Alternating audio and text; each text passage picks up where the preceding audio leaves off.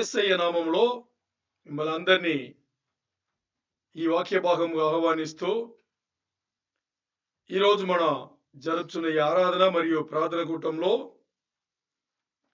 ఈ వాక్య భాగం అయిన తర్వాత మన అందరు కూడా యేసు ప్రభు వారికి కృతజ్ఞత ప్రార్థన కలిగి ఉంటాము. అది ఎందుకనేదే ఈ వాక్య భాగం. అది ఏమని చూసుకుందాం. ఈ వాక్య భాగం మనకు బాగా అర్థం అవ్వాలని పరిశుద్ధాత్మ దేవుని సహాయం కోరి యేసయ్య నామంలో వేడుకుని పొందినాము తండ్రి. ఆమేన్.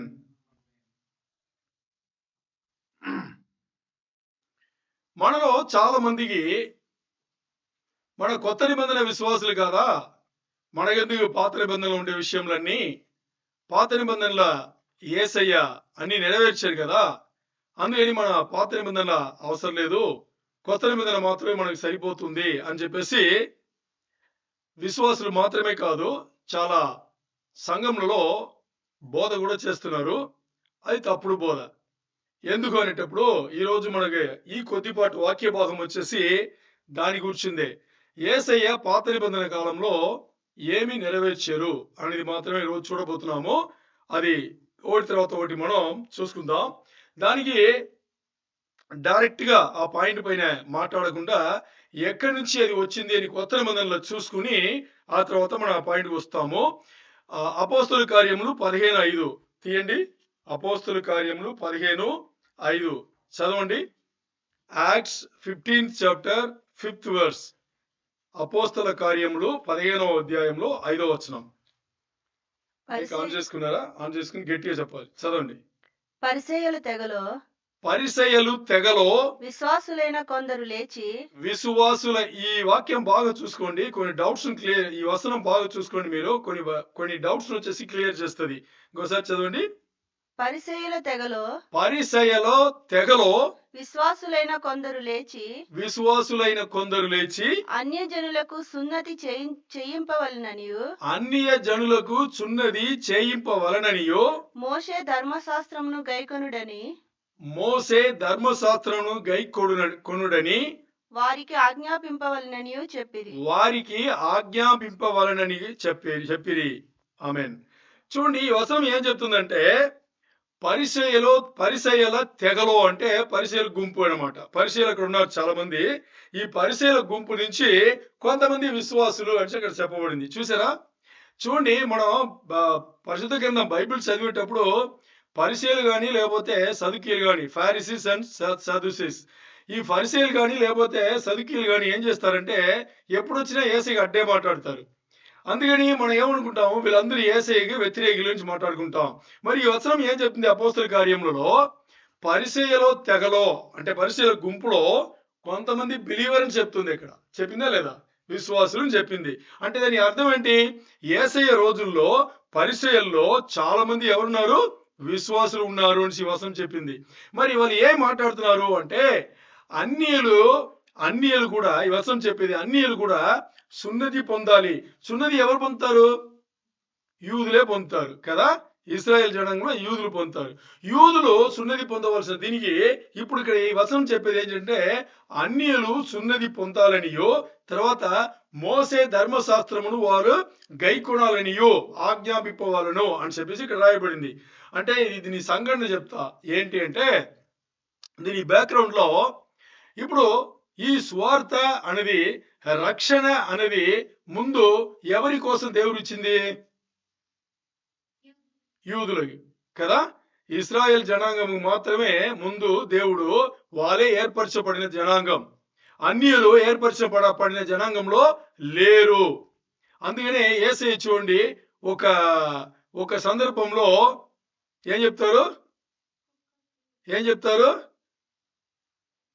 కదా,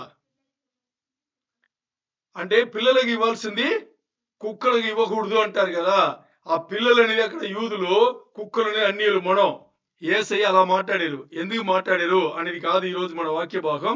అంటే ఏర్పరచబడిన జనాంగం యూదులు అని చెప్పడానికి ఆయన చెప్పారు. మీరు ఇంకా ఏర్పాటు లోపల రాలేదు అని ఆయన చెప్పారు. అర్థమైందా? అందుకని ఇప్పుడు చూస్తే ఏర్పరచబడిన జనాంగం యూదులు కాబట్టి మరి ఈ వచనం ఏం చెప్తుంది? అన్యులు కూడా, అంటే దీని బ్యాక్గ్రౌండ్ చూస్తే ఇప్పుడు ఈ సువార్త అనేది ఏర్పరచబడిన జనాంగముకు మాత్రం కాకుండా ఇప్పుడు ఏమవుతుంది, అన్యులకు కూడా వెళ్తుంది. అంటే ఈ వచనం ముందు ఏం జరిగిందంటే, ముందుగా పేతురుకు అన్య జనులకు వెళ్ళి సువార్త చెప్పమని దేవుడు ఆజ్ఞాపించారు, యేసయ్య ఆజ్ఞాపించాడు. అందుకని ఒక శతాధిపతి ఇంటికి, గుర్తుందా మీకు, సెంచురియన్ అంటాం కదా, శతాధిపతి ఇంటికి అక్కడ వెళ్ళి పేతురు ఆ ఇంటి మొత్తానికి ఏం చేస్తారు, సువార్త చెప్తారు. ఇది మొదటిగా. రెండవది పౌలు ఆ తర్వాత పౌలు బయలుదేరుతాడు, బర్నబాస్ బయలుదేరుతారు. వీళ్ళందరూ ఏం చేశారు, అన్యులకు ఆ సువార్త చెప్పందుకు మొదలు పెట్టారు. వీళ్ళందరూ చుట్టూ తిరిగి సువార్త చెప్పి చాలా మంది అన్యులను మార్చారంటే మారు మనసు పొంది యేసయ్యను సొంత దేవుడు రక్షకుడుగా అంగీకరించిన ఈ సమయంలో ఇప్పుడు యెరూషలేం ఆ కౌన్సిల్ ఉంది కదా, యెరూషలేం యూదుల కౌన్సిల్, అక్కడ వచ్చేసి పెద్ద ఆర్గ్యుమెంట్ జరుగుతుంది. ఏమి జరుగుతుందంటే, ముందు సువార్త అనేది ఏర్పరచబడిన జనాంగం మనకు మాత్రమే. మరి ఇప్పుడు దేవుడు ఏం చేస్తున్నారు, అన్యులకు కూడా దాన్ని ఇస్తున్నారు అనేటప్పుడు, ఇప్పుడు ఏర్పరచబడిన జనాంగంకి వాళ్ళు విశ్వాసులు అయినా కానీ మోసే ధర్మశాస్త్రం పాటిస్తారు. అర్థమైందా? ముందు నుంచి బాగా అర్థం చేసుకోండి, మోసే ధర్మశాస్త్రం పాటిస్తారు. మరి ఇప్పుడు అన్యులు వీళ్ళు సువార్త విని మారుమనసు పొంది బాప్టిజం తీసుకుంటే, మారుమనసు పొందితే ఇప్పుడు వీళ్ళు సున్నతి చేసుకోవాలా, వీళ్ళు కూడా మోసే ధర్మశాస్త్రమును పాటించాలా వద్దా అనే పెద్ద ఆర్గ్యుమెంట్ అక్కడ యెరూషలేం కౌన్సిల్ పెద్దలందరూ ఉండి అక్కడ ఈ ఆర్గ్యుమెంట్ జరుగుతుంది. ఇప్పుడు జరిగేటప్పుడు ఇక్కడ మనం చూస్తే అపోస్తలుల కార్యములు 15:6 చూడండి, చదవండి, చిన్న వచనం. అపోస్తలుల కార్యములు 15:6. ఇప్పుడు చదివిందని నెక్స్ట్ వచనం చెప్పండి. అప్పుడు అపోస్తలులను పెద్దలను ఈ సంగతిని గూర్చి ఆలోచించుటకు కూడి వచ్చిరి. అక్కడ బహు తర్కము జరిగిన తరువాత, చాలు, బహు తర్కము జరిగిన తర్వాత అంటుందా, అంటే పెద్ద పెద్ద తర్కములు జరుగుతున్నాయి అక్కడ. ఏమని వాళ్ళు పాటించాలి, అన్యులు స్వార్థ విని మారు మనసు పొందితే వాళ్ళు మనలాగా యూదులాగా సున్నతి పొందాలా. సున్నతి అంటే తెలుసు కదా మీకు అందరికీ, తెలుసా తెలీదా? యూదుల సంస్కృతిలో 8వ రోజు ఒక మగబిడ్డ పుట్టితే 8వ రోజు వచ్చేసి వాళ్ళు ఏం చేస్తారంటే, ఆ ముందు అంటే ఆ మగవాళ్ళ చిన్న శిశువుకి ఆ యూరిన్ పోయే టైం ఉంది కదా, ఆ ప్లేస్ వచ్చేసి దాన్ని కట్ చేస్తారనమాట. దాన్ని సున్నతి అంటారు. ఇది వాళ్ళ సంస్కృతిలో ఉంది. ఇప్పుడు వీళ్ళు ఏం మాట్లాడుతున్నారు, అన్యులా మారు మనసు పొంది వస్తే వారు కూడా సున్నతి పొందాలా, మోసే ధర్మశాస్త్రం మొత్తం పాటించాలా అనే పెద్ద ఆర్గ్యుమెంట్ లో ఉంది. ఆర్గ్యుమెంట్ లో ఉంటే, ఎందుకు ఈ ఆర్గ్యుమెంట్ అంటే, ఈ ఆర్గ్యుమెంట్ లా ఒక నిర్ణయానికి రాకుండా వాళ్ళు ఏం చేయలేరు, అన్యులైన వాళ్ళు మారు మనసు పొందితే వాళ్ళు దేవుని రాజ్యంలో ఎలా ఎదగాలి అని వాళ్ళకి తెలియదు, అన్యులకు తెలియదు కదా. అందుకని యెరూషలేం మందిరంలో ఏం చేస్తున్నారు, వీళ్ళు ఏం చేస్తున్నారు, అందరూ కూడి దీన్ని దర్గం చేస్తుని దాని ఒక నిర్ణయం కావాలి అని చెప్పేసి అక్కడ చేస్తున్నారు. ఎందుకు ఇది అనేటప్పుడు అపోస్తలుల కార్యములు 15:12 వచనం చదవండి, బాగా అర్థమవుతుంది మనకి. అంతటా ఆ సమూహమంతయు ఊరకుండి బర్నబాయు పౌలును తమ ద్వారా దేవుడు అన్య జనులలో చేసిన సూచక క్రియలను అద్భుతములను వివరించగా ఆలకించెను. చూసారా మీరు ఈ వచనం ఏం చెప్పిందో? అంటే ముందు ఏర్పరచబడిన జనాంగముకు మాత్రం ఈ సువార్త ఉండింది. ఇప్పుడు దేవుడు ఏం చేశారు, అన్యులకు కూడా విస్తరింపచేశారు. ఎందుకంటే వీళ్ళు ఏర్పరచబడిన జనాంగం, వీళ్ళు మాట వినలేదు, యేసయ్యను ఒప్పుకోలేదు. అందుకని సువార్త బయట వెళ్ళిపోయింది. తద్వారా మనందరికి వచ్చింది కాబట్టి ఈరోజు మనందరూ రక్షణ పొంది ఉన్నాము, యేసయ్యను మన దేవుడుగా అంగీకరిస్తున్నాము. సో ఇప్పుడు ఈ కౌన్సిల్ ఏం చేశారు అంటే, మొత్తాన్ని కౌన్సిల్ ఏం చేశారంటే ఒక నిర్ణయానికి వచ్చారు. ఏ నిర్ణయానికి వచ్చారు అంటే, అన్య జనులుగా ఉండి, బాగా అర్థం చేసుకోండి, అన్య జనులుగా ఉండి వాళ్ళు యేసయ్యను సొంత దేవుడుగా రక్షకుడుగా అంగీకరించిన తర్వాత మారు మనసు పొంది వచ్చేటప్పుడు వాళ్ళు యూదుల సంస్కృతి ప్రకారం సున్నతి పొందాల్సిన అవసరం లేదు, అలాగే మోసే ధర్మశాస్త్రమును పాటించాల్సిన అవసరం కూడా లేదు అని చెప్పేసి అక్కడ నిర్ణయం వచ్చారు. మోసే ధర్మశాస్త్రం అనగానే ఇప్పుడు మనం చూస్తే వీళ్ళు ఏం చేశారు, ఆ నిర్ణయం వచ్చి మరి 3 నిబంధనలు పెట్టారు. ఏం పెట్టారు, ఎవరన్నా అన్య జనులు ఏర్పరచబడిన జనాంగం కాకుండా అన్య జనులు మారు మనసు పొంది యేసయ్యను దేవుడిగా ఒప్పుకుంటే వాళ్ళు 3 విషయములు చేయకూడదు అన్నారు. ఏంటి అనేటప్పుడు వాళ్ళు విగ్రహారాధన చేయకూడదు, విగ్రహానికి అర్పణించిన దాన్ని ఏమి తినకూడదు, విగ్రహారాధన చేయకూడదు. ఇది మొదటిది. రెండవది వచ్చేసి తాగుడు, మందు తాగుతారు కదా, తాగుడు ఉండకూడదు. తర్వాత రక్తమును తినకూడదు. ఇప్పుడు మనకి నాగే ఎక్స్పీరియన్స్ ఉంది. నేను అన్యుడిగా ఉండేటప్పుడు అంటే మారు మనసు పొంది ముందు మా ఇంట్లో ఏం చేస్తారంటే ఈ మేక ఈ పొట్టేడి పోతుంటారు కదా, ఇవన్నీ ఏం చేస్తారంటే అంటే ఇక్కడ కట్ చేస్తారు, నరిగిన తర్వాత రక్తం పడతారు, దాన్ని అమ్ముతారు వాళ్ళు. అది మా ఇంట్లో తీసుకొచ్చి దాన్ని బాగా టేస్ట్ చేస్తారు, దాన్ని తినేవాళ్ళు మేము అందరూ. ఇప్పుడు వాళ్ళు ఏం చేస్తున్నారు, ఇక్కడ ఈ తాగుడు కానీ లేకపోతే రక్తం తినేది కానీ ఉండకూడదు. ఎందుకు అంటే రక్తంలో ప్రాణం ఉంది కాబట్టి దేవుడు దాన్ని అనుమతించాల. అర్థమైందా? ఇది రెండవది. మూడవది వచ్చేసి లైంగిక విషయంలో తప్పు చేయడం. అంటే భార్య భర్త ఉన్నారంటే వీళ్ళ ఇద్దరు లోపలనే ఏ రిలేషన్షిప్ అన్నా లైంగిక ఆ సంబంధాలన్నీ వీళ్ళిద్దరు లోపల పెట్టుకోవాలి. ఒక భార్య ఇంకోటి భర్త దగ్గర, లేకపోతే ఒక భర్త ఇంకో భార్య దగ్గర అలాంటిది ఏం పెట్టుకోకూడదు. అలాగే పెళ్లికి ముందు కూడా ఇలాంటి లైంగిక సంబంధమైన విషయంలో ఏం పెట్టుకోకూడదు. ఈ 3 విషయం నుంచి వీళ్ళు దూరంగా ఉంటే సరిపోతుంది. వాళ్ళు మారు మనసు పొంది యేసయ్యను దేవుడిగా ఒప్పుకుని ఈ మూడు విషయం నుంచి దూరంగా ఉంటే సరిపోతుందని చెప్పేసి ఆ యెరూషలేం కౌన్సిల్ పెద్దలు వాళ్ళు ఏం చేశారు, నిర్ణయం తీసుకుని అలాగే వాళ్ళు చెప్పారు. అంటే ఇక్కడ చూడండి, అది ఈ రోజు కూడా వర్తిస్తుంది.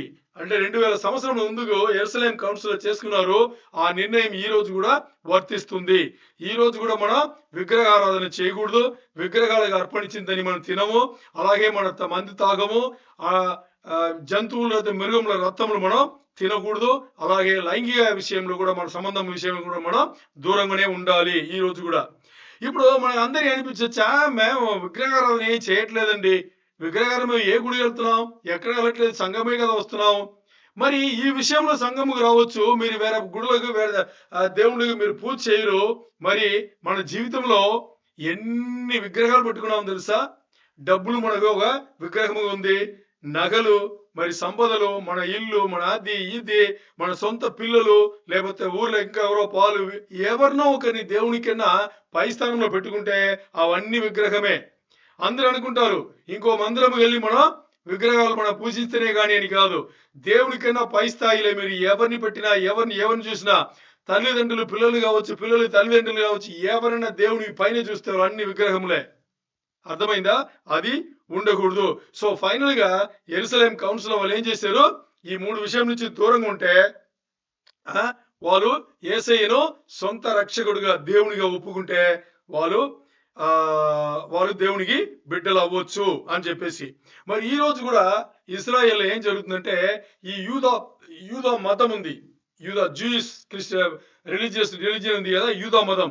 వీళ్ళు ఈ రోజు కూడా ఏం చేస్తారంటే అన్యులను ఏమన్నా చూస్తే మీరు మారొచ్చు, మరి మోసే ధర్మశాస్త్రం పూర్తిగా మీరు పాటించాలి, ఈ రోజు కూడా మీరు సున్నతి పొందాలి అని ఈ రోజు కూడా ఇశ్రాయేలు వెళ్ళే అన్యులకు వాళ్ళు చెప్తూనే ఉంటారు. మరి ఆ కౌన్సిల్ అలా చేయాల. ఇప్పుడు అసలు పాయింట్ వస్తున్నాం. ఇంతవరకు పునాది వేసాం, ఇప్పుడు అసలు పాయింట్ అంటే మోసే ధర్మశాస్త్రం అంటే 3 విషయాలు. 3 ధర్మశాస్త్రంలో 3గా ఉంటది. ఒకటి దాని సివిల్ లా అంటారు. ఏమంటారు? సివిల్ లా. సివిల్ లా అనేది ఒక దేశం, ఆ దేశంలో ఆ దేశ జనులు ఎలా ఉండాలి అని చెప్పేది. ఇప్పుడు ప్రతి దేశంకి సివిల్ లా ఉంటది. ఇప్పుడు మన ఊర్లో చూస్తే 2 పోలీస్ స్టేషన్లు రెండుగా నడుస్తుంది అనమాట. ఒకటి సివిల్ సెక్షన్ అంటారు, ఇంకోటి క్రైమ్ సెక్షన్ అంటారు. చూసారా మీరు? ఒకే పోలీస్ స్టేషన్ ఒకటే ఉంటది, ఒకవైపు సివిల్ సెక్షన్స్ ఉంటది, ఇంకో బిల్డింగ్ లో క్రైమ్ సెక్షన్స్ ఉంటది. ఈ సివిల్ సంబంధించిందన్నీ చిన్నగా అబద్ధం చెప్పడం, చిన్నగా దొంగ చేయడం. అర్థమైందా? వాడు నన్ను కొట్టేశాడు, వీడిని కొట్టేశాడు, నా భూమి వీడు తీసుకున్నాడు, వాడి భూమి నా భూమిలో కొంచెం తవ్వేశాడు, ఇవన్నీ సివిల్లో వెళ్తుంది. ఒకని అంటే వాడు ప్రాణం బయటకు కొట్టడం లేకపోతే చంపేయడం, అది క్రైమ్ సెక్షన్ వస్తుంది అనమాట. ఇప్పుడు మోసే ధర్మశాస్త్రంలో 3గా ఉంటుంది. దీంట్లో మొదట్లో సివిల్ లా అని ఉంది, మీకు అర్థమైంది. రెండవది వచ్చేసి సెరిమోనియల్ లా అంటారు. సెరిమోనియల్ లా అంటే దాని ఏమర్థం అంటే అపవిత్ర పవిత్ర పవిత్ర అపవిత్రం గురించి మాట్లాడే చట్టం ధర్మశాస్త్రం అన్నమాట. మూడవది వచ్చేసి నైతిక విలువలు కలిగిన చట్టం, ద మారల్ లా అంటారు. నైతిక విలువలు కలిగిన చట్టం. ఇప్పుడు ఈ మూడిట్లో మొదటిది చూసాం. ఏం చూసామంటే అది సివిల్ లా. సివిల్ లా అంటే ఆ దేశానికి ఆ జనులకు మాత్రమే సంబంధించింది, మనకి సంబంధించింది కాదు. దాన్ని వదిలేయవచ్చు మనం. అర్థమైందా? ఓకే. మూడవది ఓకే. రెండవది వచ్చేసి ద సెరిమోనియల్ లా. సెరిమోనియల్ లా అంటే దాని ఏమర్థం అంటే మనం ఒకవేళ అపవిత్ర పడితే, దేవుని బిడ్డలు కదా, అపవిత్ర పడితే మనం ఏం చేయాలి? పాత నిబంధన ప్రకారం ఏం చేయాలంటే ఒక మృగం గాని, ఒక జంతువుని గాని, పక్షిని గాని మనం తీసుకొచ్చి యెరూషలేము మందిరం వెళ్ళి ఏం చేస్తారు? పాప పరిహారార్థ బలి ఇచ్చి ఆ పాపం నుంచి ఒక సంవత్సరం కప్పుకుంటారు, కప్పబడతాయి ఆ పాపం. ఇదే కదా అపవిత్రం అయితే మనం పవిత్రం అవడానికి ఇదే సెరిమోనియల్ లా అంటారు.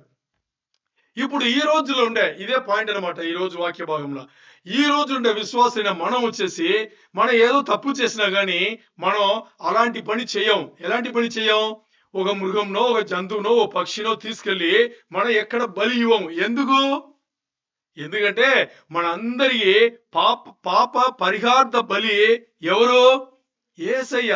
ఆల్రెడీ ఆయన ఏం చేశారు? మన స్థానంలో మన దీని ముందు చేసిన తప్పులు, ఇప్పుడు చేస్తున్న తప్పులు, ఇంక మీద చేయబోయే తప్పులు, ఇవన్నీ తప్పులు అతిక్రమములు అన్నిని ఆయన దేవుడు కాబట్టి ఆయన పైన వేసుకుని ఆయన మన కోసం ఏం చేశారు? మన స్థానంలో పాప పరిహార్థ బలి ఆల్రెడీ అయిపోయారు. ఇప్పుడు మనం కొత్తగా వెళ్ళి ఒక మృగంనో, జంతువునో, పక్షినో పట్టుకెళ్ళి నేను పాప పరిహార్థ బలి నేను చేయాల్సిన అవసరం లేదు. అర్థమైందా? ఇప్పుడు ఈ సెరిమోనియల్ లాను యేసయ్య ఏం చేశారు? పూర్తి చేశారు. అర్థమైందా మీకు? యేసయ్య పాత నిబంధనలో 3 లా, ధర్మశాస్త్రం 3గా ఉంది. సివిల్ లా అది యూదులకు సంబంధించింది, అది ఇంకా వెళ్తున్నాయి. రెండవది వచ్చేసి ద సెరిమోనియల్ లా. సెరిమోనియల్ లా అంటే అపవిత్రం అయి ఉంటే పవిత్రం అయ్యి దేవుని యొద్దకు వెళ్ళాలి మనం కదా. ఇది పాత నిబంధనలో ఏముంది? ఎవరినో ఒకరు పాపం చేస్తే, అతిక్రమం చేస్తే, తప్పు చేస్తే ఆ చేసిన తప్పుగా కొలతకు ఒక జంతువో, ఒక మృగమో, లేకపోతే ఒక పక్షినో తీసుకెళ్లి పాప పరిహార్థ బలిగా ఇచ్చి 1 సంవత్సరం ఆ పాపం కప్పబడతాయి. మరి ఈ రోజు కొత్త నిబంధన విశ్వాసులు మనం అలాంటి తప్పులు చేస్తూనే ఉన్నాము. మరి చేసి మనకి తెలిసిన వెంటనే మనం ఏం చేస్తున్నాం? ఒక్కసారి యేసయ్య దగ్గర మోకరించి యేసయ్యా నేను తప్పు చేశా అంటావా అనవా? క్షమించయ్యా, ఇంక మీద నేను ఈ తప్పు నేను చెయ్యను, తెలిసి తెలియని అన్ని పాపములు నన్ను క్షమించయ్యా అని విశ్వాసం మూలంగా ఒక్కసారి యేసయ్యకి మొరపెట్టితే యేసయ్య ఏం చేస్తున్నారు? ముందే మన పాపములు క్షమించి మన స్థానంలో ఆయన మరణించారు కాబట్టి ఆ అపవిత్రమైన మన జీవితమును ఇప్పుడు ఈ విశ్వాసం మూలంగా యేసయ్య ఏం చేస్తున్నారు? పవిత్రంగా మార్చేశారు. ఇది ఈ రోజు అంటే ఇప్పుడు ఇది రెండవది. మూడవది ఏంటంటే ద మారల్ లా అంటారు. మారల్ లా అంటే నైతిక విలువలు కూడిన ఒక ధర్మశాస్త్రం సంబంధమైన విషయంలో అది ఏంటి అని చెప్తే, ఇప్పుడు మనం హత్య చేయకూడదు అంటాం, చేయకూడదు కదా. అలాగే దొంగ చేయకూడదు కదా. ఇంకా అబద్ధాలు ఆడకూడదు. ఇంకా మనం అడల్టరీ అంటాం, అంటే లైంగిక సంబంధమైన విషయాలు, తప్పుడు విషయాలు పట్టుకోకూడదు. ఇవన్నీ నైతిక విలువలు కలిగిన దానికి సంబంధించిన దాని కింద వస్తుంది. మరి మీరు ఒక విషయం ఆలోచన చేస్తే యేసయ్య మరణం, పాతిపెట్టడం, పునరుద్ధానం దాని ముందు కూడా ఇది తప్పే. బాగా అర్థం చేసుకోండి, ముఖ్యమైన పాయింట్. ఇప్పుడు ఏదైతే నైతిక విలువలు కలిగిన విషయం మాట్లాడుతున్నామో ఇది యేసయ్య మరణం, పాతిపెట్టడం, పునరుద్ధానముకి ముందు చేసినా తప్పే, లేదా యేసయ్య మరణం, పాతిపెట్టడం, పునరుద్ధానం అయిన తర్వాత చేసినా తప్పే. నైతిక విలువలు ఎప్పుడు కూడా నైతిక విలువలాగే ఉంటది, అది ఎప్పుడు కూడా కొనసాగుతూనే ఉంటది. యేసయ్య ఈ త్యాగం చేయ ముందు వేరేలాగా, త్యాగం చేసిన తర్వాత ఇంకోలాగా కాదు, అది ఎప్పుడూ ఒకటే. అర్థమైందా? ధర్మశాస్త్రంలో ఇప్పుడు 3 విషయాలు మాట్లాడాం. ఏంటి? ఒకటి సివిల్ లా కదా, అది యూదులకు సంబంధించింది, మనకు కాదు, వాళ్ళు ఇప్పుడు కూడా పాటిస్తున్నారు. మరి ధర్మశాస్త్రం రెండవది ఏముంది? పవిత్ర అపవిత్ర గురించిన ఈ సెరిమోనియల్ లా అంటున్నాం. ఇది యేసయ్య నెరవేర్చారు. యేసయ్య ఏం చేశారు? బలి అర్పణలు సంబంధించిన ఈ సెరిమోనియల్ లాను యేసయ్య పాప పరిహార్త బలిగా ఆయన చేశారు కాబట్టి ఈ రోజు మనం అలాంటి పనులు చేయాల్సిన అవసరం లేదు. విశ్వాసం మూలంగా మన దాన్ని ఆయన దగ్గర క్షమించమని అడిగితే ఆయన క్షమించి వదిలేస్తారు. మరి మూడవది ఏంటి? నైతిక విలువలు కలిగిన సంబంధించిన దాని ఉండేది ధర్మశాస్త్రము ఉండే భాగం అది. ఇప్పుడు అది యేసయ్య పుట్టక ముందు అదే నైతిక విలువలు ఉంది. యేసయ్య వచ్చి మన పాపములన్నీ ఆయన పైన వేసుకుని వెళ్ళిన తర్వాత కూడా అదే నైతిక విలువలు ఇంకా అది కొనసాగుతూనే ఉన్నాయి. అందుకని మూడుగా ఉండే ధర్మశాస్త్రంలో మొదటిది మనకు అవసరం లేదు, చివరిది మనం పాటించాలి. మరి మధ్యలో ఉండే ఆ సెరిమోనియల్ లా అంటున్నామే, ఆ పవిత్ర అపవిత్ర అని చెప్తున్నామే, అది యేసయ్య పూర్తిగా నెరవేర్చరు. దాని గురించిన బాధ మనకి లేదు.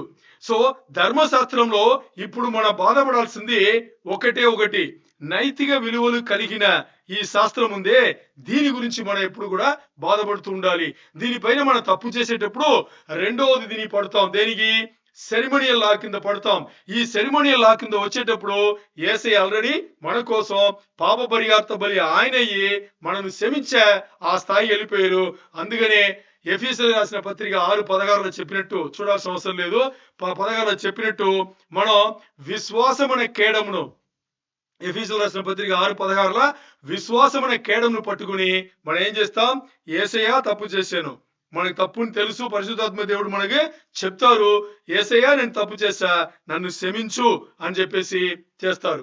ఇప్పుడు మన అది ఆ విశ్వాసం మూలంగా మన యేసయ్యని అడిగేటప్పుడు ఆటోమేటిక్గా యేసయ్య ఏం చేస్తారు? అక్కడ ఇప్పుడు ఆయన రాజుగా యాజకుడుగా అక్కడ కూర్చున్నారు. మన ప్రార్థనలు వెళ్ళేటప్పుడు ఆ ప్రార్థనలో యేసయ్య ఏం చేస్తున్నారు? యాజకత్వం చేసి తండ్రికి అందించి తండ్రి దగ్గర నుంచి సమాధానం తీసి మనను క్షమించి వదిలేస్తారు. ఇప్పుడు యేసయ్య ధర్మశాస్త్రంలో నెరవేర్చింది సెరిమోనియల్ లా. అర్థమైందా మీకు? అంటే బలి అర్పణలు సంబంధించిన ఆ విషయంలో అన్ని యేసయ్య నెరవేర్చరు, అది ఇంకా లేదు. ఇప్పుడు అయిపోయింది. దేవునికే మహిమ కలుగును.